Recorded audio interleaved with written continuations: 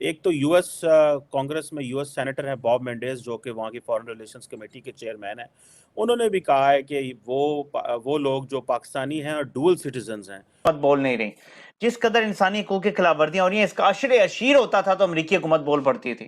کسی بھی سویلین حکومت میں اس کی کوئی مثال نہیں ملتی کہ ایسے سپورٹ کیا ہو امریکہ نے. جیلیں بھگتی، حوالاتیں بھگتی، آنسو گیس بھگتی، اور ان کے گھروں میں لوگ گھسے اور انہوں نے سارا کچھ برداشت کیا.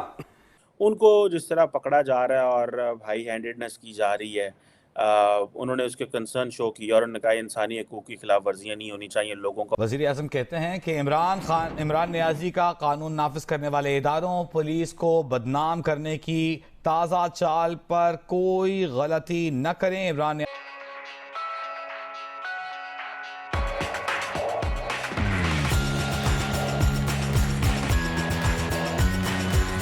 فیئر ٹرائل ہونا چاہیے اور یہ جو غیر ضروری پکڑا جا رہا ہے اس کو چھوڑا جانا چاہیے.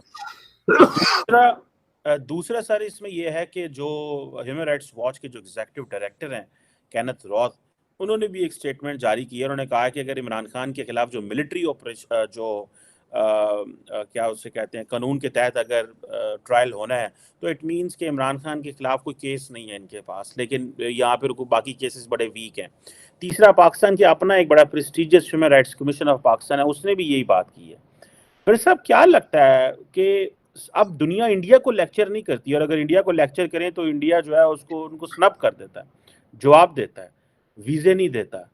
پاکستان کو آج بھی وہ لیکچر کر رہے ہیں اور یو ایس کانگریس بھی اس میں امٹ پڑی ہے، ادارے بھی امٹ پڑے ہیں. اور یہ پہلی دفعہ تاریخ میں ہو رہا ہے کہ پاکستان کی ملٹری کے خلاف پاکستانی ہی بیرون ملک جو ہیں انہوں نے فوج کو آئسولیٹ کرنے یا فوج کو یہ بتانے کے لیے کہ آپ عمران خان کے ساتھ غلط کر رہے ہیں، اس طرح کی کمپین شروع کرتی ہے. سو وٹ مقدار ہے اس کے مطابق ظاہر ہے جو ڈیو پروسیس آف لا ہے اس کے مطابق اس کو ٹرائل پہ جانا چاہیے، اس سے کوئی انکار نہیں کرتا. لیکن یہ جس طرح کے یہ ٹیکٹسز استعمال کر رہے ہیں، اور یہ آپ نے خود دیکھا کہ لوگوں کو جو ہے وہ ایک بندے کو چھوڑا پھر گرفتار کیا، یہ قانون کے دائرے میں وہ کہتے ہیں جی کہ ایک کو کورٹ نے بیل کر دیا، ہم نے چھوڑ دیا، لیکن اس کے خلاف دوسرا کیس ہے تو ہم نے پکڑ لیا. دیکھیں یہ جو میں نے بہت دفعہ عرض کیا کہ قانون میں، ڈیموکریسی میں، ان چیزوں میں ایک بڑی فلیکسیبلٹی ہے، کیونکہ یہ سارے ٹولز جو ہیں یہ سوسائٹی ایٹ لارج جو ہے اس کے ساتھ ڈیل کرنے کے لیے بنائے گئے ہیں. یہ ریجڈ نہیں ہو سکتے. یہ اگر آپ ریجڈ بنائیں گے تو آپ چل ہی نہیں سکتے، کیونکہ سوسائٹی جو ہے اس میں بڑی ڈائیورسٹی ہوتی ہے، اس کے کئی رنگ ہوتے ہیں، کئی پہلو ہوتے ہیں.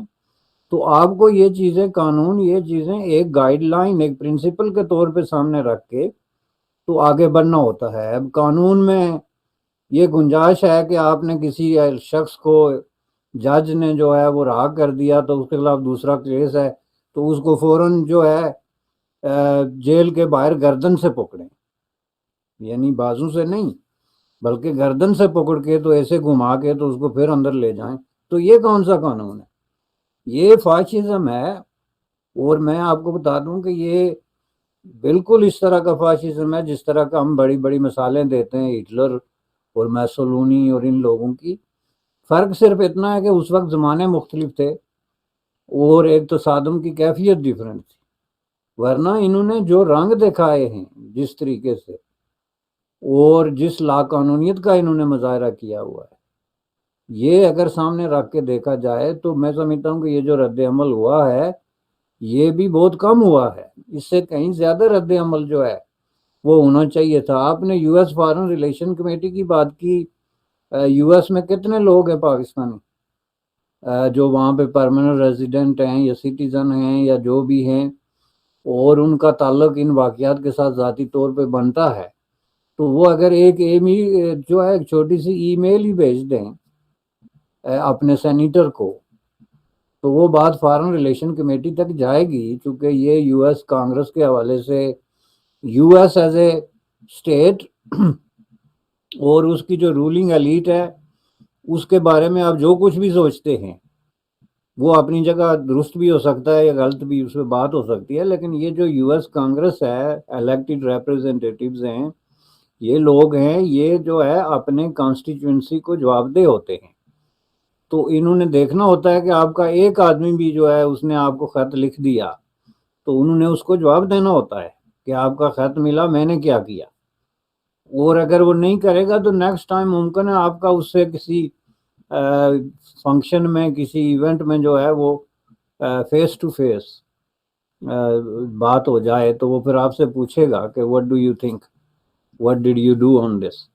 تو یہ چیزیں ہیں. اس کے علاوہ یہ ہیومن رائٹس واچ ہو گئی یا پاکستان کا جو ہیومن رائٹس کمیشن ہو گیا، یہ بہت بڑے کریڈیبل قسم کے ادارے ہیں اور انہوں نے بالکل صحیح جو ہے وہ بات کی ہے. انسانی حقوق کی خلاف ورزیوں کو جیسے آپ کر رہے ہیں، اس سے واضح پتا چلتا ہے کہ اس ساری چیزوں کے پیچھے کون ہے. اصل باپ ہے ان سب کا، اصل طاقت اس کی ہے، ڈنڈا دیا ہوا ہے عوام کو، وہ پیچھے سے پش وہ کر رہے ہیں. تو پوری CIA کی پالیسی استعمال کی جا رہی ہے جو وہ دشمنوں کے خلاف اور دہشت گردوں کے خلاف کرتے ہیں. آگے کیسے بڑھنا ہے ناظرین؟ ان کا پلان یہ ہے کہ یہ ابھی IMF کا پروگرام تو نہیں کر رہے مکمل، یہ بجٹ پیش کریں گے، بجٹ پاس ہو جائے گا اور اس کے بعد اگر الیکشن میں انہوں نے جانا ہے، ملٹیپل صورتحال ہیں، تو یہ اسمبلی کی مدت پوری ہونے سے شاید 2-4 دن پہلے اسمبلی توڑ دیں تو 60 دن کے بجائے پھر 90 دن ان کو مزید مل جائیں گے، یعنی الیکشن اینڈ آف اکتوبر یا بگننگ آف نومبر تک چلے جائیں گے. نواز شریف ہوں، جہانگیر ترین ہوں، ان کو بھی ریلیف ہو جائے گا کیونکہ اپنا قاضی آ چکا ہوگا ستمبر میں، ٹائم بھی تو لگتا ہے چیزوں کو.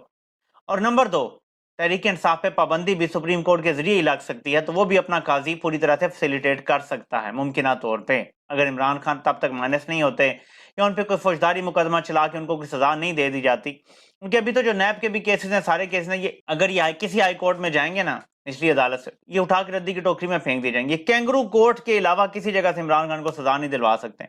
اب پھر سے شور تیز ہو رہا ہے کہ عمران خان کے خلاف FIR درج ہوگی آرمی ایکٹ کے تحت، آفیشیل سیکرٹ ایکٹ ہوتا ہے اس کے تحت. اب دیکھنا یہ ہے کہ اس حد تک یہ جا سکتے ہیں. دنیا کے تمام ادارے اب بول رہے ہیں اس حوالے سے کم از کم، کیونکہ پاکستان نے سائن کیا ہوا ہے عالمی اداروں کے ساتھ کہ ہم فوجی عدالتوں میں سویلینز کا ٹرائل نہیں کریں گے. یہ پاکستان نے سائن کر کے دیا ہوا ہے عالمی اداروں کو، ہم معاہدے میں شامل ہیں. تو جب ایسا کریں گے تو GSP+ بھی خطرے میں ہونا چاہیے، جو کہ ہوگا، اور اگر وہ ہوتا ہے تو پاکستان کی ایکسپورٹ تو تباہ ہو جاتی ہیں. GSP+ ختم ہوتا ہے، اگر باقی ملکوں سے بھی دباؤ آتا ہے تو پاکستان تو یہ افورڈ نہیں کر سکتا. سو اب دیکھنا یہ ہے کہ جو مائنس عمران خان کی رضامندی سے کرنے کی کوشش ہو رہی ہے اس پہ عمل ہو سکتا ہے یا نہیں ہو سکتا. لیکن جب تھوڑا سا مشکل وقت آیا تو شیریں مزاری سائیڈ پہ ہو گئی. میرے بچے مجھے عزیز ہیں.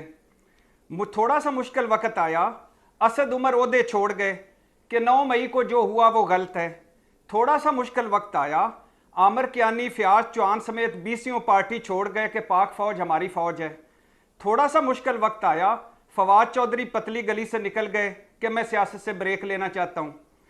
اب میں شیریں مزاری سے یہ پوچھنا چاہتا ہوں کہ آپ کو اپنے بچے عزیز، بالکل ٹھیک، ارشد شریف کے بچے آپ کو عزیز نہیں تھے، ذلے شاہ بھی کسی کا بچہ نہیں تھا. اس وقت بھی ہزاروں بچے جو جیلوں میں ہیں آپ کی وجہ سے، آپ کی ٹرک کی بتیوں کی وجہ سے، آپ کے جھوٹ اور 2 نمبریوں کی وجہ سے ان کی مائیں بار رو رہی ہیں. آپ کو وہ عزیز نہیں ہیں. ان سینکڑوں خواتین کو آپ کیا جواب دیں گی جنہوں نے آپ کے لیے اپنے بچوں کو، اپنے گھروں کو، اپنے سارا کچھ کو برباد کر دیا؟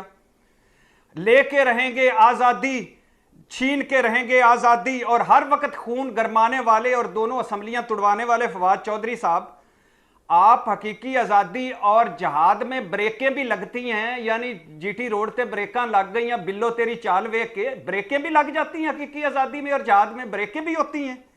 ارشد شریف کو کیا جواب دو گے؟ فواد چودھری باہر بیٹھے صابر شاکر، معید پیرزادہ کو کیا جواب دو گے؟ عمران ریاض کو کیا جواب دو گے؟ اور کیا جواب دو گے کہ جو آپ نے اتنے خون گرمائے تھے، اتنا سارا کچھ کیا تھا، اس کا کیا رزلٹ ملا؟ میں